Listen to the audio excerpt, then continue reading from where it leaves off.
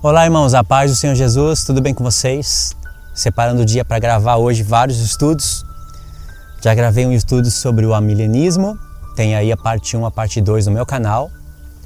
E também tem uma continuação, que ainda não terminei. Dependendo do tempo que você estiver assistindo esse vídeo, já vai ter terminado.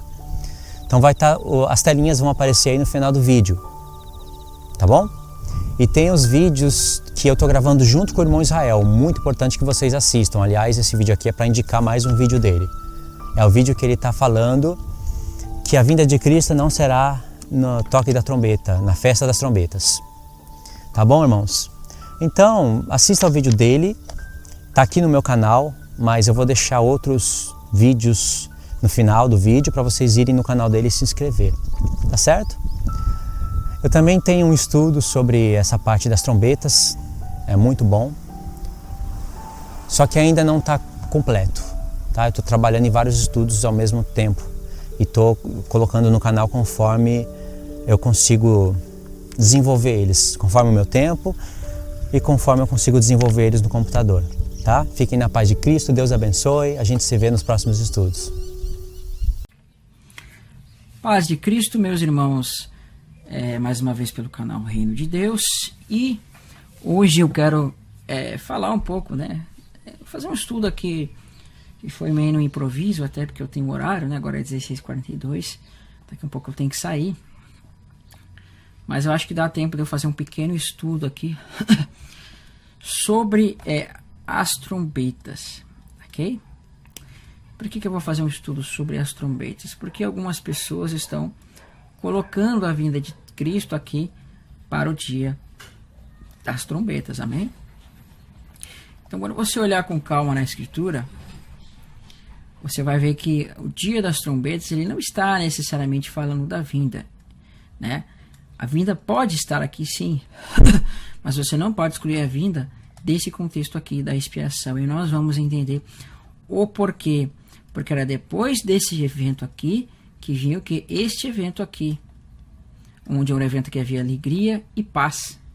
Por isso que Paulo vai dizer assim, que o reino de Deus é alegria e poder do Espírito Santo. Então, ele aliou a expressão alegria e a expressão poder do Espírito Santo, para quê? Para que nós atentássemos para a festa dos tabernáculos. Então, a festa dos tabernáculos, a alegria e paz, o poder no Espírito de Deus, ela não pode acontecer sem que primeiro aconteça a expiação, ok?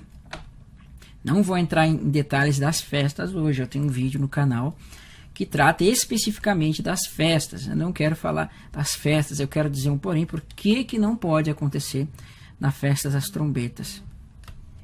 Então as pessoas estão dizendo que vai acontecer na festa das trombetas porque Paulo fala da última trombeta. Beleza, Paulo fala da última trombeta, mas você tem que entender que aqui, no primeiro mês, várias e várias trombetas eram tocadas. Não era uma trombeta só, mas era um memorial com som de trombetas. Então não se fala de uma trombeta, fala de trombetas. Na realidade a expressão é som de brado, É o som dobrado que dizia aqui. Então, hoje em dia existe um mito que os judeus eles interpretam errado sobre esse dia. Eles dizem que esse dia aqui é o chamado Rosh Hashanah, que seria o quê? O início do ano, que seria aqui o primeiro, o ano novo. Só que isso vai totalmente contra a Escritura. Por quê? Porque a Escritura ela não dá base nenhuma. Não importa se você vai me mostrar comentários de rabinos, porque grandes rabinos falavam, porque isso, que aquilo, que aqui é o ano novo, sendo que a Escritura não tem uma passagem sequer que aponte o ano novo aqui. Antes a Escritura diz assim: disse o Senhor a Moisés e a Arão na terra do Egito: este mês será o principal dos meses, será o primeiro mês do ano. Falai a toda a congregação de Israel, aos 10 dias desse mês, cada um tornará para si um cordeiro, segundo a casa de seus pais, um cordeiro para cada família. Então você vê que o contexto é da Páscoa, e guardareis até o 14º dia deste mês a todo o ajuntamento da congregação, e ele será imolado no crepúsculo à tarde. Está aqui, não tem o que falar. A Escritura diz que o mês de Nissan, que é o mês da Páscoa, é o primeiro mês do ano. Então, se existe um Rosh Hashanah na Bíblia, Está aqui. Né? Isso que dizem é invenção de homens. Amém? Então, em primeiro lugar, as trombetas não é o início do ano, porque segundo a Bíblia, o primeiro mês do ano é Nissan. Então, é o mesmo que você pegasse aqui no calendário. Vamos abrir o calendário aqui. Nós estamos em outubro. Né? É o mesmo que você dissesse que o ano terminaria aqui no dia 1º de setembro. É como se as pessoas celebrassem o Réveillon no dia 1º de setembro. Né? Sendo que o primeiro mês é aqui, ó. Vamos voltar lá. Sendo que o primeiro mês é janeiro. Então você celebra o ano novo em setembro, mas o primeiro dia do ano é em janeiro. Então é exatamente isso que eles fazem. Né? Não existe Rosh Hashanah no dia das trombetas. Tanto que o judaísmo caraíta, que é judaísmo que não aceita as tradições rabínicas, ele entende que o primeiro mês do ano, Rosh Hashanah, é exatamente aqui. Né? Então houve todo um mito para dizer que Jesus vem na festa das trombetas, porque supostamente que seria o primeiro mês do ano, né? Então, a Bíblia, você pode pegar trocentas tradições de rabinos e tudo mais, mas a Bíblia não informa isso para nós. E se a Bíblia não informa, não sou eu que vou informar, amém? Mas não é esse o contexto do vídeo que eu quero falar, ok? Então, eu não concordo com quem diz que aqui é o primeiro dia do ano, segundo a Bíblia, porque não é. Agora, uma coisa que nós temos que entender, meus irmãos, as pessoas elas costumam dizer que é heresia pregar que Jesus volta aqui, porque, segundo eles, né? Porque, segundo eles, nós estaríamos dizendo que a expiação é feita aqui, então você está anulando o sacrifício de Cristo. Eu não digo isso, meu irmão. O que eu vou dizer para você? Que a expiação em Cristo ela é feita aqui, né? Você vê que a Páscoa, ela é onde é feita a expiação. Então o povo recebe a sua expiação aqui. O povo vai receber a sua expiação na Páscoa. E o ázimo já indica isso, o quê? Você tirar o fermento, ou seja, você tirar o pecado, você ter a expiação e tirar o pecado do teu meio. Amém? Então tá aqui, a expiação tá aqui, ó. Tá certo. Não se tira o mérito de Cristo. Contudo, você vê que Deus fez uma ligação, se você pegar uma menorá, né? Os ázimos, que é tirar o pecado do povo, você se purificar do seu pecado por meio de Cristo, ele está ligado com o quê? Com aqui, ó, com a expiação. Você entende? A questão é que Deus ele mostrou aqui o tempo que Cristo trabalharia como advogado. Porque fala assim, se nós temos pecado, vamos lá, vamos procurar aqui na Bíblia, advogado. Novo Testamento, vamos lá. Diz assim: filhinhos meus, essas coisas vos escrevo para que não pequeis. Se todavia alguém pecar, temos junto ao Pai, né, um advogado, Cristo Jesus, o justo. Então você vê que diz aqui junto ao Pai, porque junto ao Pai é o Santo dos Santos. Então Cristo ele está aqui como, vamos colocar aqui, ele está fazendo isso daqui como advogado. Ele está trabalhando por nós no Santo dos Santos como advogado. Ok? Então não é que a expiação não seja feita aqui, mas Cristo ele está nos carregando até que esse evento se finalize. E aqui ele trabalha diante do Pai como advogado, né? Rogando por nossos pecados caso nós pecamos. Amém? Só que nós temos que entender que há um momento que, assim como o sumo sacerdote entra no Santo dos Santos, há um momento em que ele sai do Santo dos Santos. E quando ele sair do Santo dos Santos, aí sim, né, o serviço de advogado e de pedir perdão pelos nossos pecados que nós cometemos agora, ele vai ser finalizado. Né? Então, o povo tem que se preparar nesse ponto aqui para receber o sumo sacerdote que saía do Santo dos Santos, para depois acontecer o quê? Para o povo ser levado até tabernáculos. Amém? Então nós vamos ver aqui que Cristo, mesmo na festa das cabanas, ele ainda vai estar no Santo dos Santos. Vamos lá, na festa das cabanas não, perdão, no dia das trombetas, me confundi, amém? E diz assim, Apocalipse 8, versos 2 e 6. Então vi os 7 anjos que se acham em pé diante de Deus, e lhes foram dadas 7 trombetas. Né? E veio junto ao anjo e ficou de pé junto ao altar com incenso de ouro, e foi-lhe dado muito incenso para oferecê-lo com as orações de todos os santos sobre o altar de ouro que se acha diante do trono. Então, esse diante do trono aqui é o que? É o Santo dos Santos. Aponta para quê? Para isso daqui.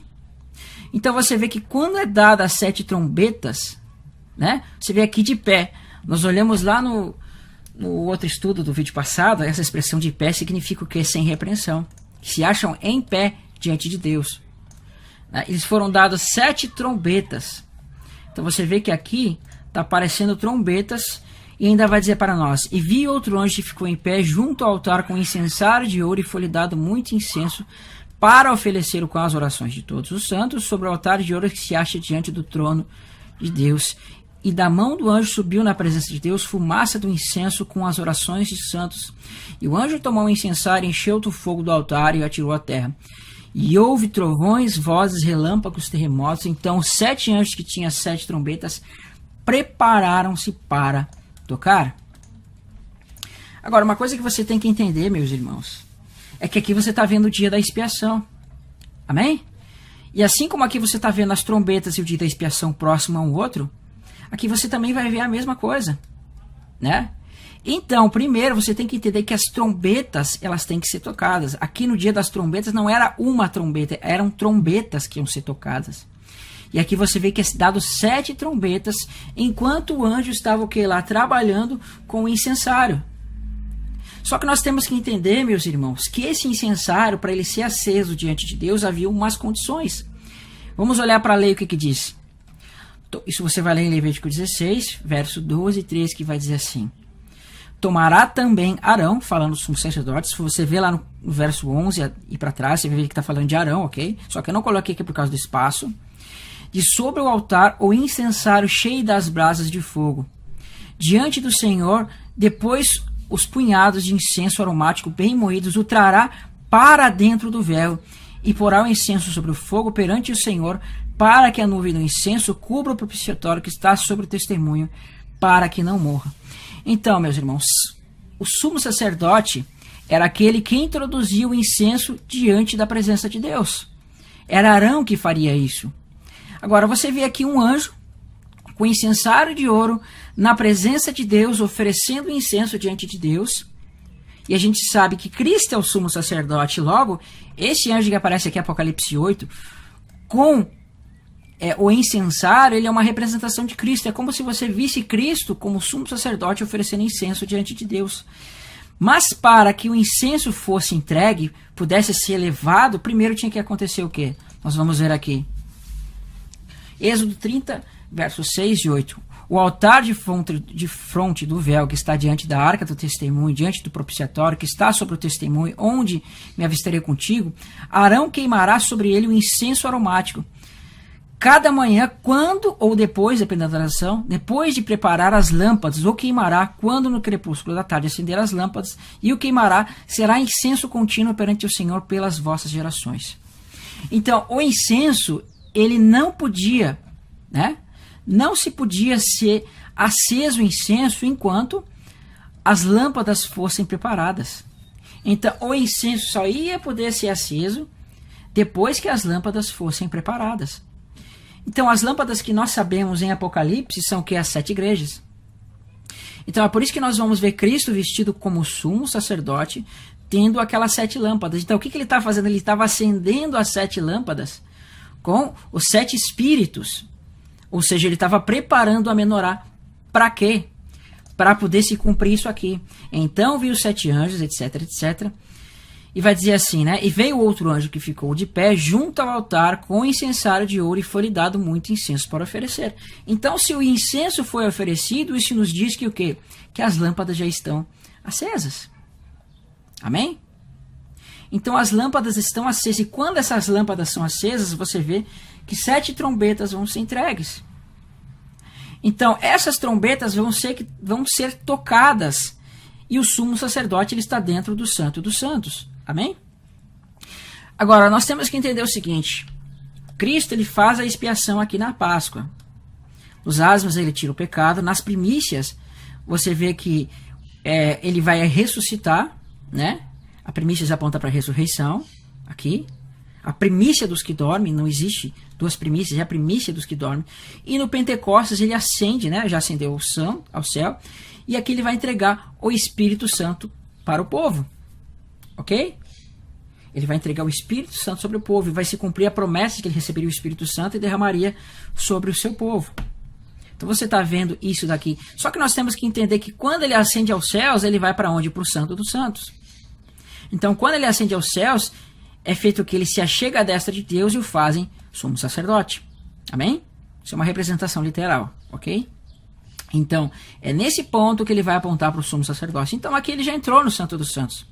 Só que quando chega um dia da expiação, Deus mostra para nós uma representação de o sumo sacerdote entrando no Santo dos Santos, depois o sumo sacerdote saindo do Santo dos Santos.